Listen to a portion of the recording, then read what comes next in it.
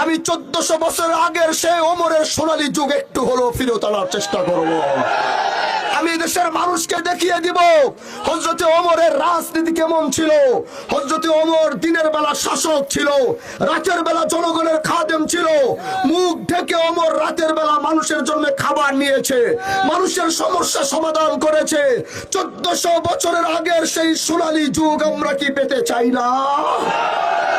রাস্তা করব, ঘাট করব, এই করব, সেই করব, এই মিথ্যা প্রতিশ্রুতি আমি দিতে চাই না। রাস্তা করব মানে আবার কি? সরকার টাকা দিবে, রাস্তা আমার করতেই হবে। আমি কি আমার বাপের টাকা দিয়ে রাস্তা করব নাকি? আমি কি আমার দাদার টাকা দিয়ে স্কুল করব? তাহলে রাস্তা করে দিব, ঘাট করে দিব মানে কি? এগুলো সরকার বরাদ্দ দিবে, আমাদের সেইগুলো করতে হবে, এটা হচ্ছে কথা। কিন্তু আমি একটি কথা বলেছি, আমি হযরতে ওমরের সেই সোনালী যুগটা একটু আপনাদেরকে দেখাতে চাই। এটা আমার জীবনের একটা শেষ তামান্না। বিশ্বাস করেন ভাই, বিগত দিনে রাজনীতি আসি নাই, কিন্তু এই দেশের যত রাজনীতিবিদদের সাথে কথা বলেছিলাম, সবাইকে বলেছিলাম ভাই আপনাদের তো ক্ষমতা আছে, রাজনীতির ময়দানে এক একজন এমপি মন্ত্রী হয়ে বসে আছেন, পারলে একটি কাজ করেন, 4 খণ্ডে হযরতে ওমর বিন খাত্তাবের ইতিহাসের বইগুলো কিনে পারলে একটু পড়েন। ওমরের ইতিহাসগুলো পড়ে একটু রাষ্ট্রটা কিছুটা চালানোর চেষ্টা করেন। কিন্তু আজ পর্যন্ত দেখি নাই। সেদিন আসমানের দিকে তাকিয়ে বলেছিলাম, ও আল্লাহ, যদি তুমি কোনোদিন আমাকে দেশ ও রাষ্ট্রের জন্য কাজ করার সুযোগ দাও, আমি 1400 বছর আগের সেই ওমরের সোনালী যুগ একটু হলেও ফিরত আনার চেষ্টা করব। আমি দেশের মানুষকে দেখিয়ে দিব হযরতে ওমরের রাজনীতি কেমন ছিল। হযরতে ওমর দিনের বেলা শাসক ছিল, রাতের বেলা জনগণের খাদেম ছিল। মুখ ঢেকে ওমর রাতের বেলা মানুষের জন্য খাবার নিয়েছে, মানুষের সমস্যা সমাধান করেছে। 1400 বছরের আগের সেই সোনালী যুগ আমরা কি পেতে চাই না?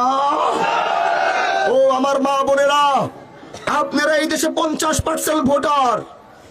আপনাদের পুরুষ মানুষের মতো এত চাহিদা নাই যে পুরুষ মানুষের একটা ভোট দিতে গেলে অনেক চাহিদা আছে, কিন্তু আমার মা বোনদের ভোট দিতে গেলে এত চাহিদা নাই। তারা শুধু এতটুকু চায় যে আমার ছেলেটা নিরাপদ থাকুক, আমার ছেলেটা মাদক মুক্ত থাকুক। এটাই মা বোনদের চাওয়া। মা বোনদের একটু নিরাপত্তা চায়, তারা তাদের অধিকার নিয়ে কথা বলতে চায়, তারা তাদের সন্তানটাকে সঠিক রাস্তায় দেখতে চায়। আমি আমার সেই মা, আমার সেই বোন, আমার সেই খালা, আমার সেই চাচিদেরকে বলছি, আমি হানজালা আগামীতে নির্বাচিত হব কি হব না জানি না, কিন্তু আপনাদের সন্তানের নিরাপত্তা দিব, এটা ইনশাআল্লাহ নিয়ত করেছি।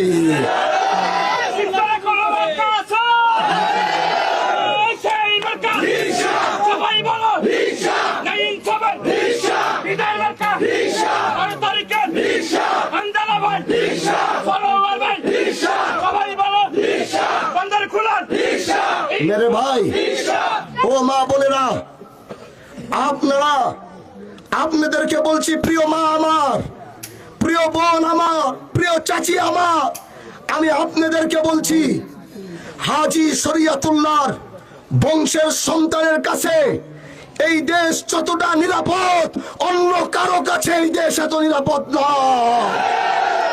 এই মাটির জন্য আমার বংশ রক্ত দিয়েছে, জেল কেটেছে।